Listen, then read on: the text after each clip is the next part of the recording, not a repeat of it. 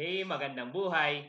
So, ako si Sir Ben at narito ako upang tulungan ka sa paggawa ng Week 8 ng Quarter 1 module natin. Ready ka na? Great! So, kunin mo na yung iyong copy. Kung hard copy yan, kunin mo na siya. Kung soft copy yan, paki-ready na. Tapos, mag-ready ka na rin ng writing material mo para makapag-take down notes ka. Okay? So, dito sa video na to, magbibigay ako ng isang example para maging guide mo sa pagsagot sa first two activities. Tapos, sa second part ng video na to is magdi-discuss na or i-discuss ko yung tatlong word problems na nasa module natin. Okay? So, simulan natin yung discussion dito sa polynomial equation na to. And that is 2x raised to 4 minus 7x cubed minus 26x squared minus 23x minus 6 is equal to 0. So, yung target natin dito is i-express itong polynomial equation into factored form. So, para magawa natin yon, we need to apply the rational root theorem. So later on, I'm going to discuss on how to use the rational root theorem. Okay? Next, let us identify the leading term. So the leading term here is actually, okay, 2x raised to 4.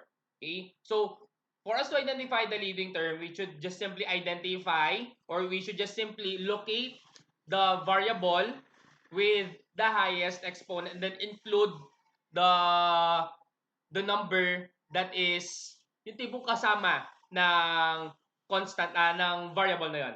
Okay, so in this case, the exponent with the highest number, or I mean the variable with the highest exponent is x raised to 4. So in that case, the leading term now would be 2x raised to 4. This will lead us in identifying how many roots would this equation would have. So by applying the fundamental theorem of algebra, we can say that there are at most, okay, 4 real roots in this equation. No? So by looking at the exponent, di ba exponent natin is 4? So in that case, pwede natin masabi na there are at least or at most 4 real roots. No? Kasi pwede naman kasi magkaroon ng imaginary roots. No? Next, leading coefficient. The leading coefficient itself is yung number na kasama ng variable natin. Isn't it that our leading term is 2x raised to 4? So definitely, the leading coefficient now would be 2. Next, we will identify the constant. So the constant is the number without a variable. So in this case, eto siya. That is negative 6. Next. So, for us to identify or for us to express the given equation into factored form, we should identify the factors of the leading coefficient, that is P, and the factors of our constant, which is letter Q. So first, the leading coefficient, our leading coefficient here is 2. So the factors of 2 would be positive negative 1 and positive negative 2. And then, we will identify now the factors of our constant. So our constant is negative 6. No? So the factors of negative 6 are positive negative 1, positive negative 2, positive negative 3, and positive negative 6. And then, we are going to list the value of P over Q. Okay? So P over Q. So in this case, what we're going to do is we'll have positive negative 1 over positive negative 1, positive negative 1 over positive negative 2, positive negative 1 over positive negative 3, positive negative 1 over positive negative 6, and then we will do the same with positive negative 2. So the list of P over Q are positive negative 1, positive negative 1 half, positive negative 1/3, positive negative 1 over 6, positive negative 2, positive negative 2/3. Okay? So, the list of P over Q, ito yung mga gagamitin natin sa ating synthetic division. Okay? Now, sulat lang natin sila. Ayan. So, the given equation, ayan pa rin siya, 2x raised to 4 minus 7x cubed minus 26x squared minus 23x minus 6 is equal to 0. And then the list of P over Q, pipili natin yung maaaring maging roots ng ating equation. Okay? So, dito sa list of P over Q, ulitin ko lang, nandirito yung mga possible roots ng ating polynomial equation. No? So, using the synthetic division, na-discuss na sa atin na to. So, we're going to write the terms here. So, 2, negative 7, negative 26, negative 23, and negative 6. Dito ngayon, pipili tayo. Pwede kang magsimula sa positive 1, or you can choose negative 1. You can do positive 1 half, or you can do negative 1 half. You can do positive 1/3, negative 1/3, positive 2, negative 2. It's up to you. Okay? So, kumbaga, diskarte natin na to. No? So, let us try. For me, I always start with either positive 1 or negative 1. So, in this case, I think I should start with negative 1. Okay? So, let us now do the synthetic division. So, we bring down 2, and then we multiply 2 times negative 1. Definitely, that would be, you're correct, negative 2. And then, negative 7 plus negative 2, that is, correct? That is negative 9. Negative 9 times negative 1, okay, that will be 9. Negative 26 plus 9, that is negative 17. And then, let us continue the process. Negative 17 times negative 1, that is 17. We add those two numbers, negative 23 and 17.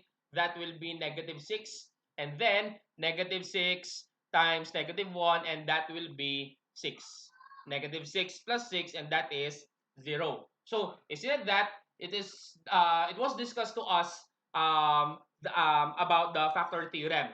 Ang sinasabi ng factor theorem is that if the remainder is 0, therefore, yung ginamit nating factor doon is, yung ginamit nating number doon is a root, okay, of the given polynomial function. So in this case, negative 1 now is a root of 2x raised to 4 minus 7x cubed minus 26x squared minus 23x minus 6 is equal to 0. Next, I'm not going to express this in the depressed polynomial. So since negative 1 is a root, what am I going to do here is just simply to continue the synthetic division. Still, I'm going to use the list of P over Q. So in this example, I'm going to use, say, negative 1 half. Okay? Now, let's do the synthetic division again. So let's just simply continue this one. Bring down 2, and then let us multiply 2 and negative 1 half. That would be negative 1. And then you add those two numbers, what will be the answer? Correct. That will be negative 10. And then we multiply negative 10 and negative 1 half. We will get, you're correct again, that will be 5. Negative 17 plus 5, what will be the answer? Okay, correct. That is negative 12. And then we multiply negative 12 by negative 1 half. What do you think would be the answer? You nailed it. That is 6. And then we add those two. That will be 0. So again, we can now say that negative 1 half is a root of the given polynomial equation. And that is 2x raised to 4 minus 7x cubed minus 26x squared minus 23x minus 6 is equal to 0. Now, in this case, I'm going to express these numbers into a depressed polynomial. So in that case, since we already gained two roots, so the highest exponent now will be 2.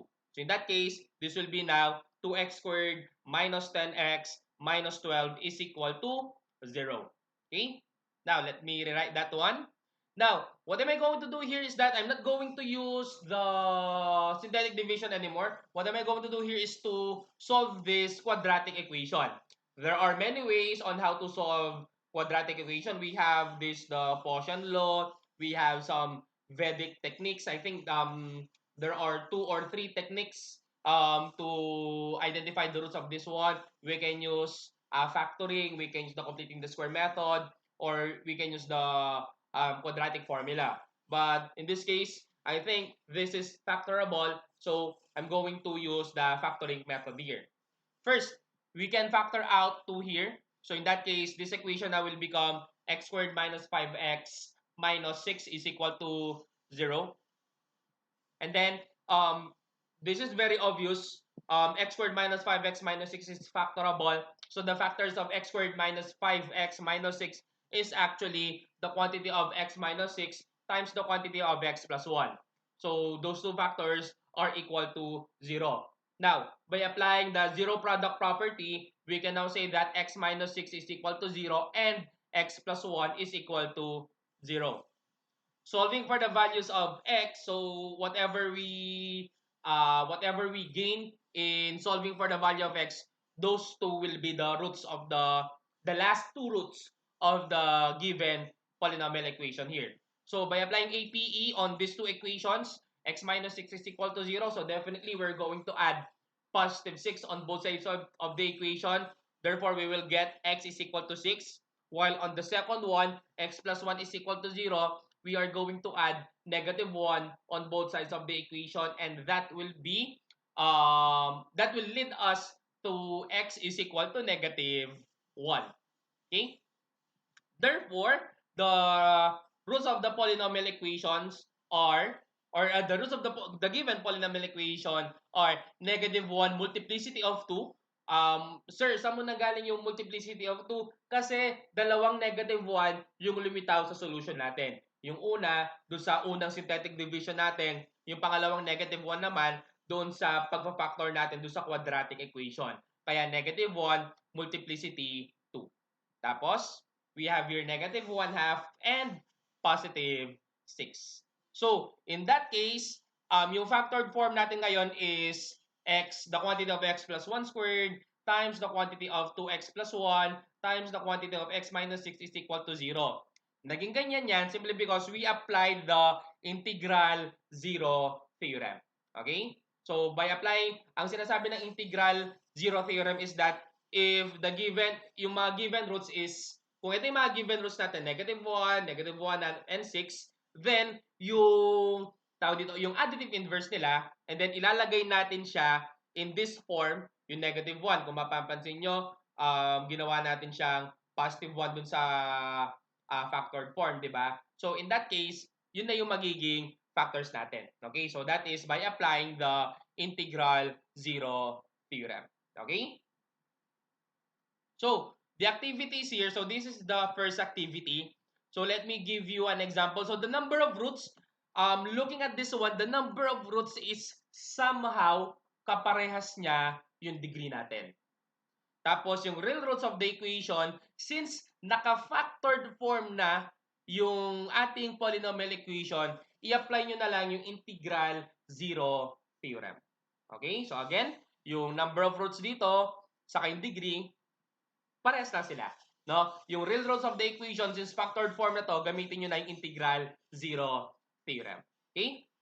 Now, yung pangalawang activity naman is ito. Given yung polynomial function, polynomial equation, we're going to identify the leading term, the leading coefficient, the factors of the leading coefficient, the constant, and the factors of constant. So, kumbaga, ito yung part na tawag dito, yung ginagawa natin yung rational root theorem without doing the synthetic division. Okay? So, madali lang yan ito. Leading term, titignan nyo lang dito yung tawag dito. Titignan nyo lang dito yung term na may pinakamatas na exponent. Yung leading coefficient, ito naman yung number na kasama ng variable na may pinakamatas na exponent. Factors nun, factors ng leading coefficient, madali na lang yon. Yung constant naman, ito yung number na walang kasamang variable, and then just simply identify the factors of that constant. Okay? Next is yung problem solving. So, tulungan ko kayo how to analyze the three examples that are presented sa module natin. No? So, yung unang-unang example dyan, the length of a rectangle swimming pool is 2 yards more than 2 times the width.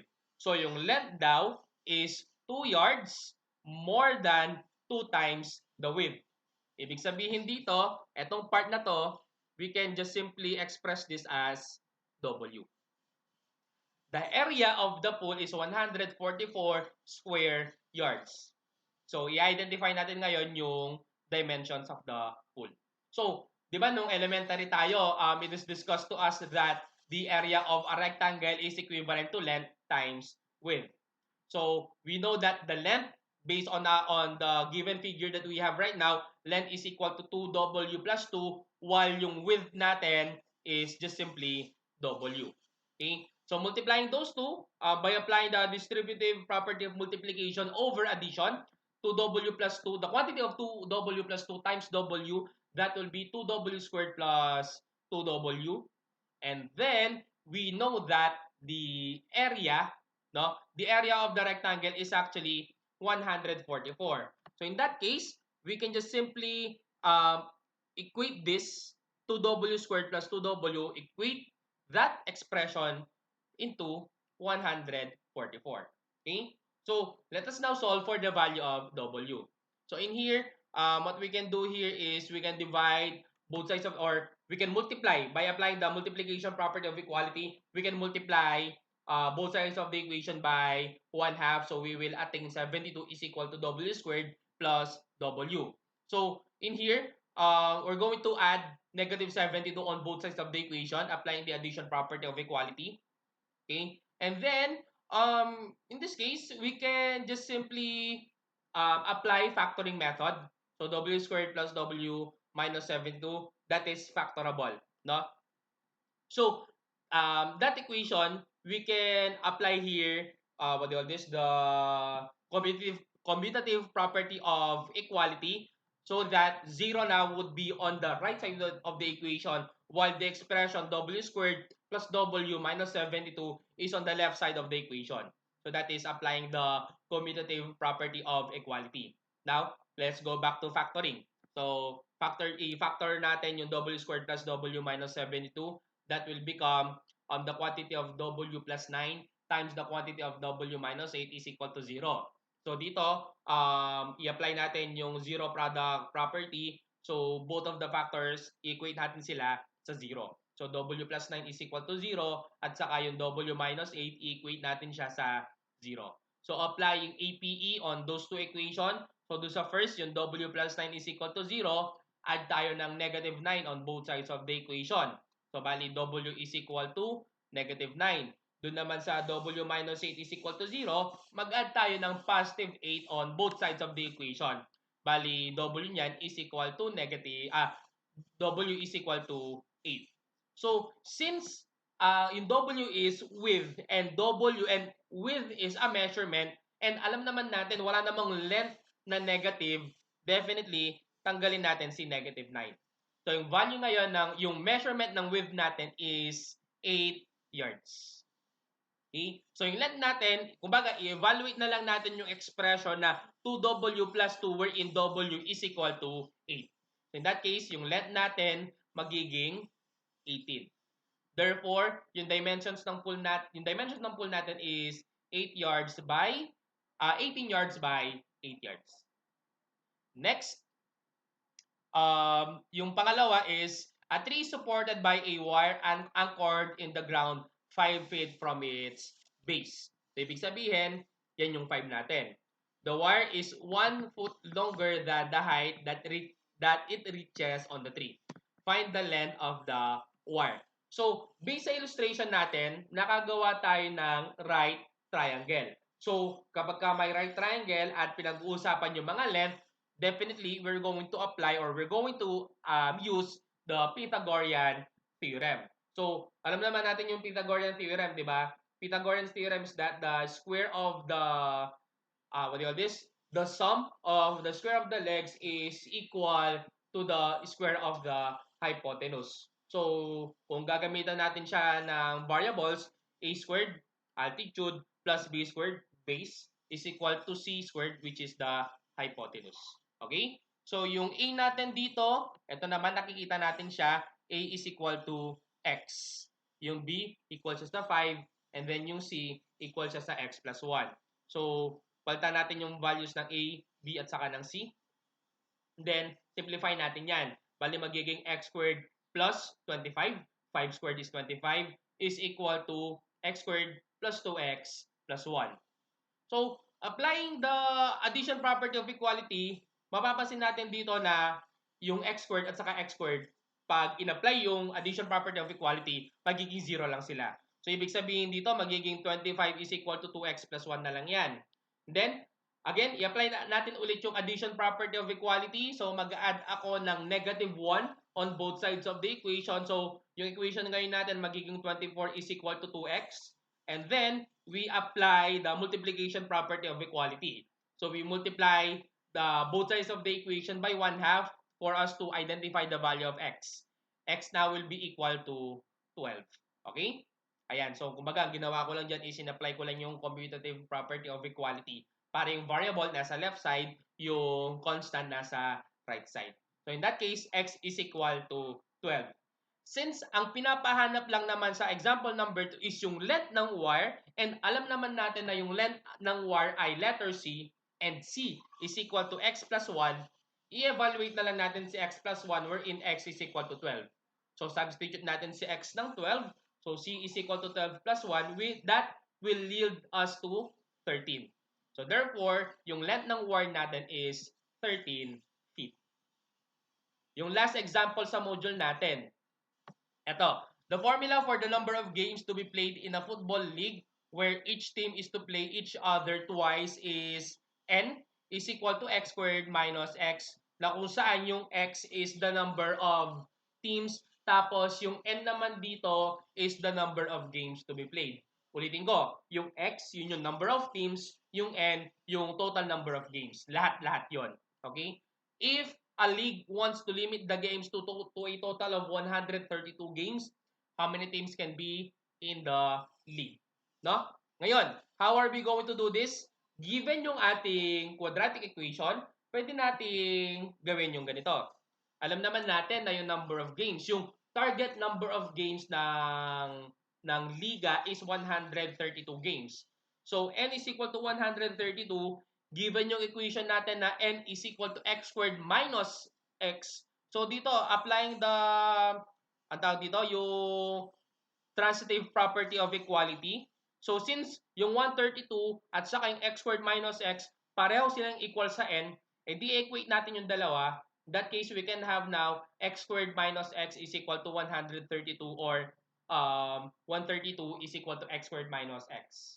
So, solve for the value of x. Siyempre, apply natin yung APE dito. We add negative 132 on both sides of the equation. Ayan siya. And then, ang gagawin niya natin is factoring tayo. Nagkakataon lang kasi na yung mga equation na nakukuha natin, factorable sila.